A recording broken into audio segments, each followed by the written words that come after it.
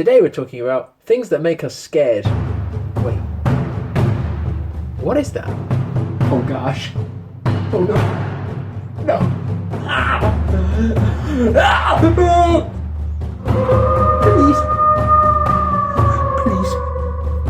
Please. You gotta help me. You gotta help me. Oh. Spiders are scary, the dark is scary, snakes are scary, but at least there wasn't any dinosaurs. Wait.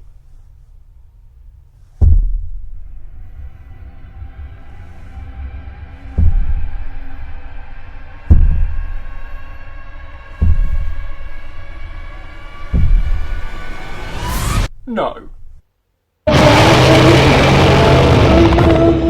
The truth is, lots of things can be scary, can't they? And sometimes things in real life are scarier than dinosaurs. Maybe some of you are scared at the moment with all the things that are happening in the country, with people having to stay indoors and schools having to close. Maybe some of you are actually kind of happy about that part. Or maybe there's other things that scare you. Maybe it's other people. Maybe it's someone in your class who is bigger than you and is mean to you. Maybe it's somebody at home who's mean to you. Maybe it's having to go to sleep at night and you're not sure what's there in the darkness. All kinds of things can be scary, can't they?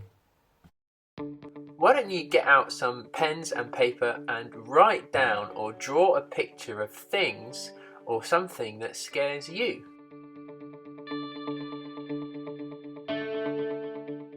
I'm drawing a big spider. You don't have to draw something silly because big spiders don't exist today. I've drawn a silly thing. You could draw something more serious.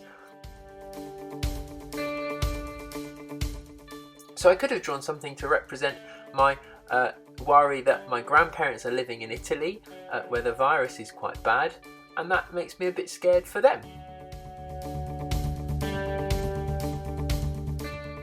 You can pause this video if you would like to take a bit longer, or you can do a really quick sketch if you would like, and send your pictures to us. You can get your parents to put them on the Christchurch Redbourne Facebook page. Through the Christchurch website you'll be able to find email addresses where you can send the pictures to me after your parents have scanned them in. And I'm not sure exactly how I'll get it to you, but whoever draws my favourite picture will win this one that I'm drawing as a prize. I'll send it to you somehow, or I'll get it to you once everything's blown over.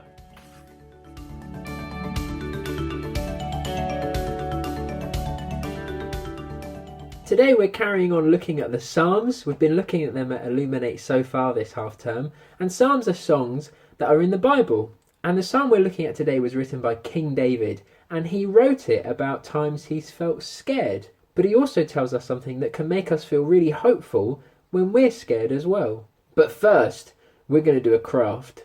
For our craft today, we're going to make a dinosaur, because dinosaurs can be scary. And I've got one I made earlier here. Here's one I made earlier. There we go, there's my dinosaur. And what I thought we could do is actually we could make all kinds of different dinosaurs, and we could have a competition to see who out of the Illuminate kids could make the most dinosaurs. And we could make our very own Jurassic Parks at home maybe. I've made 2 so far. Let's see if you can make 5 or maybe even 10. And to make these, you only need a few bits and bobs. You might have to think of different ways to make them if you haven't got the things at home and you can't get to the shops to buy them. But what I have used is different coloured card. You could use magazines or old packaging from things that have been posted to you. Ask your parents if they've got any old bits of card or paper that they don't need. Scissors. Ask your parents to help you with these if you're a bit younger. A pen to draw with, Pritt stick or PVA glue if your parents have got any, and a kitchen roll, or if you've got a toilet roll. And the first thing you're going to do is draw out your dinosaur shape on your coloured card. So you could do a Diplodocus type shape, like a long neck one. You could do a T-Rex type shape. You could do Triceratops, Stegosaurus, Ankylosaurus, Compsognathus, Pachycephalosaurus, Parasophilus, Brachiosaurus, Dilophosaurus, Velociraptor, Deinonychus, Archaeopteryx. That's probably enough variety. You'll notice that I haven't drawn their legs, so you're going to cut them out without a leg so they look like a weird slug. Draw them if you want. We have printables on our website if it's easier for you to print out something that's already been drawn. so you can print them off onto the card for you, and your parents can help you with that. The links will be somewhere around this video. And then you're going to cut them out, and you can also cut out some circles for spots and some spikes, some triangles for spikes. So once you've got all your bits, you can cut out your dinosaur shape. You've got your glue, you've got your pen, you've got your spots, and you've got the spikes to go on his back. The first thing we're going to do is we're going to decorate our dinosaur, and we can decorate our dinosaur however we like. So the first thing we can do is draw a happy face on our dinosaur, so he's got his smile as well. So you can have a go at drawing that. We can stick our spots on with our glue. You have to be careful not to get things messy. Stick a spot on, and another spot on, and just stick them straight on the front. Go. And we can turn him over, and on the back we can stick the spikes. And to do that, what we're going to do is we're going to very carefully, around the edge of our dinosaur, we're going to draw down one side with the glue, and we're going to draw all along his back, or her back, and up the tail. Whoop. There's the spot there. And then that will be a nice place we can stick the spikes onto, so that they will look all neat from the other side as well. So we can take our spikes and stick them on, and you can stick them all nice and crowded together, all higgledy-piggledy, or you could stick them nice and neat and spaced apart. It's really up to you how you'd like to do it. There you go.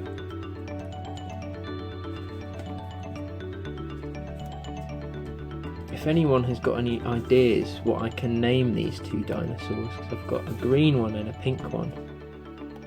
If you've got any ideas for names, do let me know. So once they're stuck on, I could probably do with some more spikes. They will look like that. Ta-da. We can carry on decorating it as well if we like. We could paint it. If we've got paint at home, we could colour it in with felt tip pens or with crayons. If we've got stickers, we could add stickers. I've got some stick-on gems here. And then we need to make his legs. So in order to make his legs, we're going to take our kitchen roll and we're going to chop it up. And our toilet roll, we're going to chop it up. And I'm just going to cut this one in half, because the more even I can make it, the better. I'm going to cut that right down the middle. And then with each one, I'm going to take the tube like that, and I'm going to cut about halfway down the side. Not any further than about halfway. So very carefully, and you're going to need your parents' help for this. Chop the scissors down halfway, so you've got a little gap there, and you're going to do it on the other side as well. And you're going to do it for his other leg. And while we've got our, not our legs off, I've still got my legs well into me on, which is good. While we've got our dinosaurs legs, we can do some little toenails on if we want as well.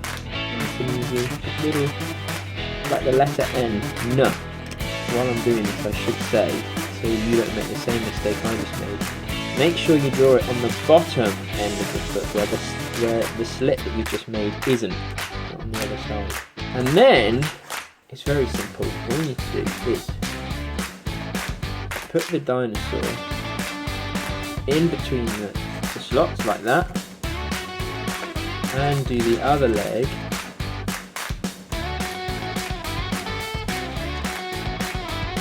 You'll find he stands up all nice. And there you have it, some dinosaurs. You can make all those different types of dinosaurs. You can make as many as you like. See how many you can make, and send us photos as well. So if you've got, even if it's just one, or if you've got a whole park of dinosaurs that you've made, send them to us at Christchurch Redbourne, and we'd love to put them on the website and show other people how our dinosaurs look and how our Jurassic Parks look. Although if you are making a Jurassic Park, please do be careful and bear in mind the warnings of Dr. Ian Malcolm. Life, finds a way. So back to our psalm, and we're looking at Psalm 23 today. It's the 23rd Psalm, and it's a song written by King David. And in it he talks about times he's been scared. Listen to what he says. He says, "Even though I walk through the valley of the shadow of death, I will fear no evil, for you are with me." David says, even though He might walk through the valley of the shadow of death. Now that's a poetic way of saying, even though I might be in a really scary situation, even though I might be in a place that really scares me, or I might be around people that really scare me, or I might be watching news that really scares me, David says, even though I walk through the valley of the shadow of death, I will fear no evil. I won't be scared of anything bad. And then he says, for you are with me, which means because you are with me. But who's he talking to? Well, the song starts with these words. The Lord is my shepherd. I shall not be in want. David's talking about the Lord or God, and he says that God is his shepherd. So that's who he's talking about. This is a picture of my dad, and my dad is a financial advisor. That means he helps people know how to use their money best. And in order to do his job, he needs to be good at some things. So my dad needs to be good at maths. He needs to know how to drive.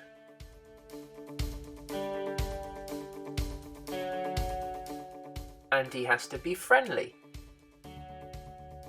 If you want to draw a picture of your mum or your dad or the adult that looks after you and what they do for a job, you can, and you could write next to them what they need to be good at in order to do their job. And you could send those to me as well. I'd love to see them. So that was my dad, but my granddad, his dad, he used to be a shepherd when he was little. He lived in the south of Italy and he didn't go to school for very long before he had to start working. And so from a very young age he was a shepherd. A shepherd's job is to look after sheep. Sheep are a bit helpless by themselves, really. I mean, look at this one. It can't even really run properly. And I don't know what this one is doing against that wall. Seems very strange if you ask me. These ones are alright, I suppose. But again, this one's acting a bit funny. I don't know what it's doing. Very bizarre. So that's why sheep need a shepherd. But what do you need to be if you want to be a good shepherd? We're going to play a game that will help you find out. It's called The Better Shepherd.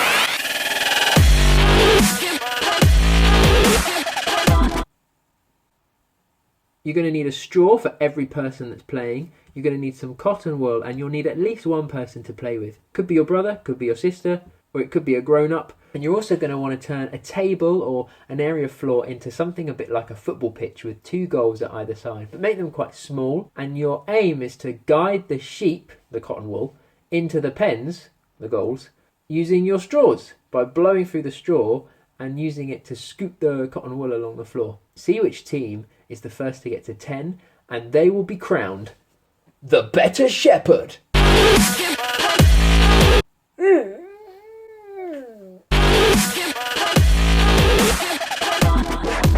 So what makes a good shepherd? Well, let's turn back to the psalm and find out. Well, David in Psalm 23 says that God is a good shepherd who cares for us, who are like his sheep. Let me read it the whole way through and see if you can spot what makes God a good shepherd. The Lord is my shepherd, I shall not be in want. He makes me lie down in green pastures. He leads me beside quiet waters. He restores my soul. He guides me in paths of righteousness for his name's sake. Even though I walk through the valley of the shadow of death, I will fear no evil, for you are with me. Your rod and your staff, they comfort me. Did you spot why David thinks God is like a good shepherd? Well, a good shepherd will look after the sheep. A good shepherd will care. A good shepherd will help them find food in green pastures and drink beside quiet waters. A good shepherd will guide his sheep so they don't get lost. And a good shepherd will comfort his sheep. David said that God was his shepherd because God is all of those things. And that's why David isn't scared even when he's in a scary situation, because he trusts God to look after him. I don't know if you noticed, but David said, "He guides me in paths of righteousness." He didn't say, "He guides me in paths that are easy." He said, "He guides me down paths that are right." When we trust God, we can trust that He will guide us down the right path, even though sometimes, like right now, it might not be the easiest path. And God always does the right thing for His people. In fact, God is prepared to do the difficult thing if it means He can protect His people. And that is why God sent Jesus to die on the cross. It was a very difficult thing for Jesus to do, but it was a good thing that protected His people. In fact, the Bible even calls Jesus the Good Shepherd because He lays down His life for the sheep. I want to leave the music playing a little bit longer with some videos for you, and you can use that time to pray. I'll start off by doing the prayer drill, and if you want to pray, you can use this time to talk to God, either out loud or in your own head. 1, 2, 3.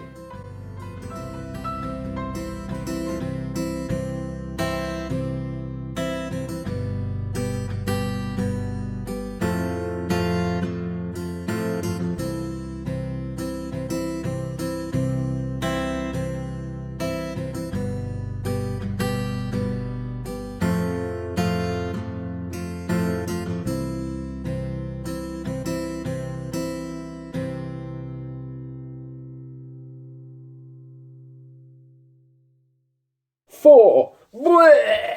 I hope you had a good time with Illuminate Online. We will hopefully be back next week, so keep your eyes out for that. We're also going to be doing a Mother's Day service similar to this, but on Sunday morning around 10:30 a.m. We'd love for you to join us with your parents. Until then, have a great rest of Friday night, have a great Saturday, and we'll see you soon. Bye.